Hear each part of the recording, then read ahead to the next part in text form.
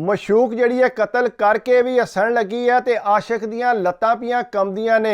कतल तू पहला जिहड़ा आशिक डरांदा रहा मशूक नूं, तेरी शादी अगर किसी होर नाल होई ते मैं तैनूं फैर मार देंगा ते अपने आप नूं मार देंगा। अगर मैं यह ना कर सकिया जिन्हें तेरे नाल शादी की मैं उन्होंने भी फैर मार देंगा। वो जनाब इस तरह करके उन्होंने डरांदा रहिंदा सी।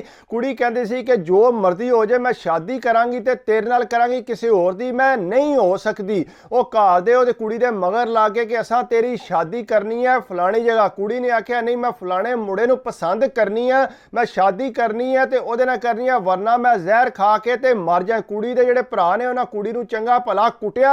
उन्हें आख्या तू किस तरह साडे सामने गल कर सकनी है, किधरों बाहरों बाहर जाके तू शादी करना चाहनी है। उन्हें जनाब बड़ा उन्होंने कुटिया ते अगों मुंडे नूं पता लगा। मुंडे ने कुड़ी नूं बुलाया छत ते, नाल लैके आया पिस्टल। उन्हें आख्या गल सुन ए पिस्टल है, अगर तेरी शादी किसी होर नाल मैं तेनों फिर पिया दसना कि फैर तेनों मार देना ते अपने आप नूं मार दे। जे मैं ए ना कर सकिया जिन्हें तेरे नाल शादी करनी है उन्होंने मैं मार देना। वो कुड़ी रोंदी सी। उन्हें आख्या ये हो ही नहीं सकता, मैं तेरे इलावा किसी होर दी हो जा, तू फिक्र ना कर, ये दिन कदे भी नहीं आवेगा। अगू घर दे इंज कीता, कुड़ी दे उन्हें बाहरों बाहर जाके दिहाड़े पक्के कर दिते। जिसले कुड़ी नूं पता लगा तो वह रोन लग पई। उन्हें मुंडे नूं दस्सिया कि इस तरह घर दे दिहाड़े पक्के कर दिते ने। उन्हें आख्या तू इंज कर मैनूं नसा के लै जा। उन्हें आख्या मैं तेनों नसा के नहीं खड़ना, मैं तेनों जिहड़ा घरों लैके आउणा शादी करके, ये तू सोची भी ना, तू घर दे अगे इनकार कर।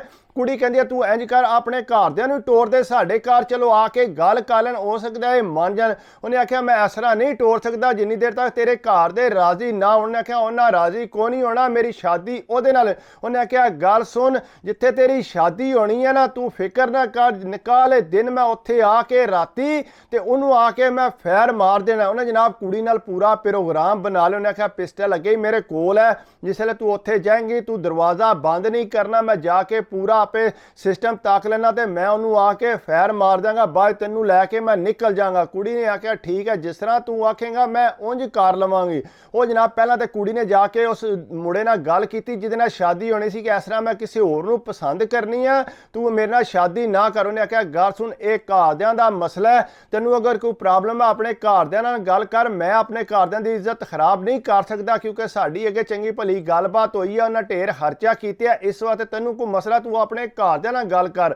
उन्हें फिर आके उन्होंने अपने आशिक नूं दस्सिया कि इस तरह वो तो नहीं मनदा पिया, वो कहंदा कि मैं शादी तेरे नाल ही करनी है। उन्हें आख्या फिर इनू कतल ही करना पैना, होर इहदा कोई हल नहीं। वो जनाब कुड़ी भी चुप कर गई, हौसले विच हो गई, चलो जेड़ा सुहाग रात वाल जेड़े आवेगा मेरा आशिक आके इनू कतल कर देगा। वो बेफिक्र हो गई, घर दे सारे ताके हैरान परेशान सी। पहला तो कुड़ी ने रोला पाया सी, हुण ते बड़ी बेफिक्र हो गई है। वो जनाब कुड़ी दी मां ने आख्या धीए गल सुन, तेरी शादी उत्थे जाके साडी इज्जत खराब ना करी, हुण तेरी शादी हो चली है, तू उसे घर दी हो जाना, बिल्कुल सानू कोई शिकायत नहीं आनी चाहिए। कुड़ी अगू कोई बोली चाली ना। जनाब जिसले ओहदी शादी हुई राती उत्थे कमरे च गई, वो जनाब मुड़ा जिसले नेड़े आया वो कहंदी है ना मैं तो ये तेनू नेड़े नहीं आवन देना, तू इंतजार कर। वो बार बार जाके दरवाजा खोल दिंदी सी। ज़ाहिरी गल है उन्हां दी पहले ही सलाह बनी सी कि इस तरह मुड़ा आवेगा, आके इनू फैर मार के जाएगा तो मैनू नाल लै जाएगा। वो इससे हौसले भी चाहिए, लेकिन वो इंतजार करती रात का 12-1 वज गया, मुड़ा सोड़ा पै गया। उन्हें आख्या तू दरवाजा खोल के बार बार बाहर टुरना, आख्या मैनू सोड़ पी पैंदी है, मैनू आराम नहीं आ रहा।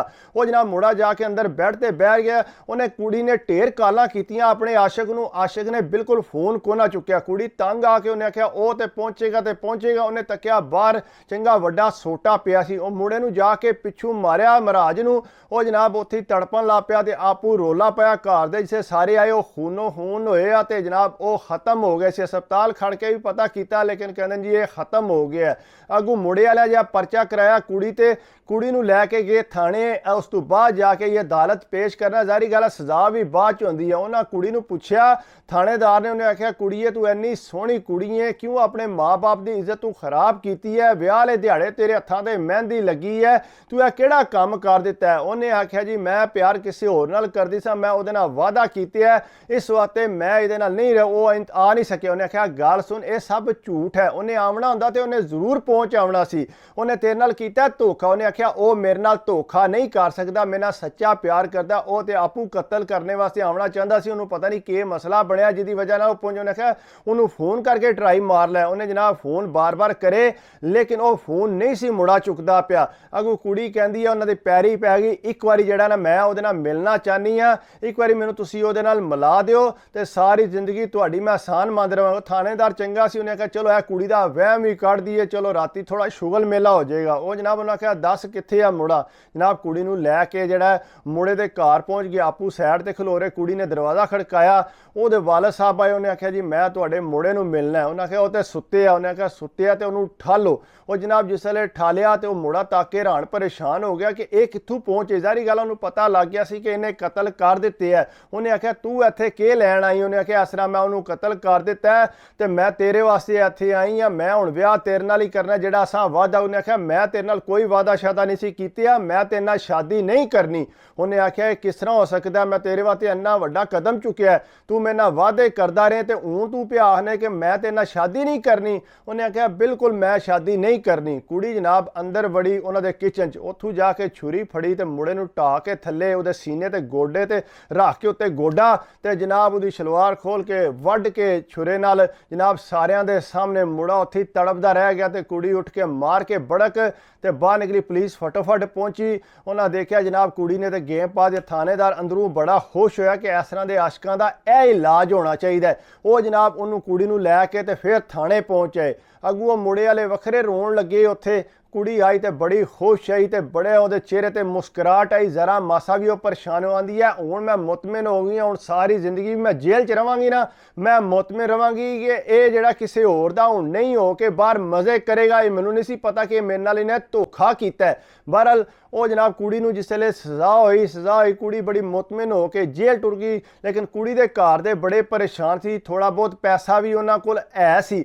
ਉਹਨਾਂ ਆਖਿਆ ਅਸੀਂ ਕਿਸੇ ਤਰੀਕੇ ਨਾਲ ਕੁੜੀ ਨੂੰ ਬਾਹਰ ਕੱਢਣਾ। ਉਹਨਾਂ ਮੁੰਡੇ ਵਾਲਿਆਂ ਨਾਲ ਗੱਲ ਕੀਤੀ, ਉਹਨਾਂ ਆਖਿਆ ਗੱਲ ਸੁਣੋ ਕਿ ਚਲੋ ਜਿਹੜਾ ਕਤਲ ਹੋਣਾ ਸੀ ਹੋ ਗਿਆ, ਸਾਡੀ ਕੁੜੀ ਨੂੰ ਕਿਸੇ ਨੇ ਵਰਗਲਾਇਆ ਸੀ, ਅੱਗੋਂ ਤੁਸੀਂ ਤਾਕ ਲਓ ਸਾਡੀ ਕੁੜੀ ਨੇ ਉਹਦੇ ਨਾਲ ਕੀ ਇੰਜਾਮ ਕੀਤਾ, ਤੁਸੀਂ ਇੰਜ ਕਰੋ ਸਾਡੀ ਕੁੜੀ ਨੂੰ ਮਾਫ। ਉਹਨੇ ਆਖਿਆ ਨਾ ਜੀ ਇਹਨੇ ਸਾਡਾ ਜਵਾਨ ਪੁੱਤਰ ਮਾਰ ਦਿੱਤਾ ਸੀ, ਇਹਨੂੰ ਕਿੰਜ ਮਾਫ ਕਰੀ। ਉਹਨੇ ਆਖਿਆ ਜੀ ਮਿਹਰਬਾਨੀ ਕਰੋ ਤੇ ਇਹਨੂੰ ਮਾਫ ਕਰੋ, ਜਿਹੜੇ ਪੈਸੇ ਲੈਣੇ ਨੇ। ਉਹਨਾਂ ਜਨਾਬ ਕੋਈ ਪੈਸਿਆਂ ਦੀ ਡਿਮਾਂਡ ਕੀਤੀ, ਕੁੜੀ ਵਾਲਿਆਂ ਉਹ ਪੈਸੇ ਜਿਹੜੇ ਨੇ ਪੂਰੇ ਕਰ ਦਿੱਤੇ। ਉਹਨਾਂ ਜਨਾਬ ਉਹਨੂੰ ਕਤਲ ਮਾਫ ਕਰ ਦਿੱਤਾ। ਜਿਸ ਵੇਲੇ ਕੁੜੀ ਬਾਹਰ ਆਈ, ਘਰ ਪਹੁੰਚੀ, ਘਰ ਦਾ ਨੂੰ ਆਂਦੀ ਹੈ ਕਿ ਮੇਰੇ ਨਾਲ ਕੋਈ ਕਿਸੇ ਕਿਸਮ ਦੀ ਤਕਰੀਰ ਨਾ ਕਰਿਓ, ਮੈਂ ਤੁਹਾਡੇ ਨਾਲ ਇੱਕ ਗੱਲ ਕਰਾਂਗੀ, ਜੋ ਮੈਂ ਕਰ ਬੈਠੀ ਹਾਂ ਉਹ ਮੇਰਾ ਪਿੱਛੇ ਗੁਜ਼ਰ ਗਿਆ, ਹੁਣ ਤੁਸੀਂ ਮਿਹਰਬਾਨੀ ਕਰੋ ਤੇ ਮੈਨੂੰ ਇੰਜ ਕਰੋ ਕੋਈ ਦੁਕਾਨ ਬਣਾ ਦਿਓ, ਮੈਂ ਤੁਹਾਡੇ ਇਸੇ ਤਰ੍ਹਾਂ ਹੀ ਰਵਾਂਗੀ ਜਿਸ ਤਰ੍ਹਾਂ ਤੁਹਾਡਾ ਪੁੱਤਰ ਹੈ, ਤੁਹਾਨੂੰ ਕਦੇ ਵੀ ਸ਼ਿਕਾਇਤ ਦਾ ਮੌਕਾ ਨਹੀਂ ਮਿਲੇਗਾ।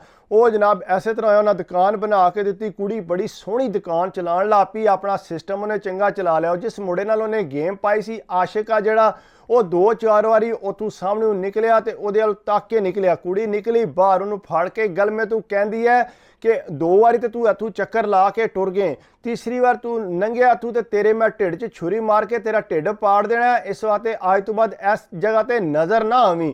ਉਹ ਜਨਾਬ ਡਰ ਕੇ ਉੱਥੋਂ ਗਿਆ, ਨਿਕਲ ਗਿਆ। ਕੁੜੀ ਇਹ ਵੀ ਬੜਾ ਸੋਹਣਾ ਉੱਥੇ ਕਾਰੋਬਾਰ ਚਲਾ ਰਹੀ ਹੈ ਤੇ ਘਰ ਦੇ ਕਹਿੰਦੇ ਅਸੀਂ ਵੀ ਮੁਤਮਿਨ, ਸਾਡੇ ਜਿਹੜੇ ਅਸੀਂ ਪੈਸੇ ਲਾਏ ਸੀ ਉਹ ਤੇ ਕੁੜੀ ਨੇ ਪੂਰੇ ਕਰ ਦੇਣੇ ਤੇ ਮਿਹਨਤ ਕਰਕੇ। ਲੇਕਿਨ ਇਹ ਗੱਲ ਹੈ ਕਿ ਕੁੜੀਆਂ ਜਿਸ ਵੇਲੇ ਕਿਸੇ ਪਾਸੇ ਲੱਗ ਜਾਣ ਜਾਂ ਕਿਸੇ ਇਸ ਤਰ੍ਹਾਂ ਦੇ ਆਸ਼ਿਕ ਦੇ ਕਹਿਣ ਤੇ ਕੋਈ ਐਡਾ ਵੱਡਾ ਕਦਮ ਚੁੱਕ ਲੈ, ਲੇਕਿਨ ਮਾਂ-ਬਾਪ ਦੀ ਜ਼ਿੰਦਗੀ ਜਿਹੜੀ ਆ ਉਹ ਖਤਮ ਹੋ ਜਾਂਦੀ। ਉਹਨੇ ਆਪਣੀ ਜ਼ਿੰਦਗੀ ਤੇ ਬ੍ਰੇਕ ਲਾ ਦਿੱਤੀ। ਉਹਨੇ ਆਖਿਆ ਮੈਂ ਸਾਰੀ ਜ਼ਿੰਦਗੀ ਸ਼ਾਦੀ ਨਹੀਂ ਕਰਨੀ।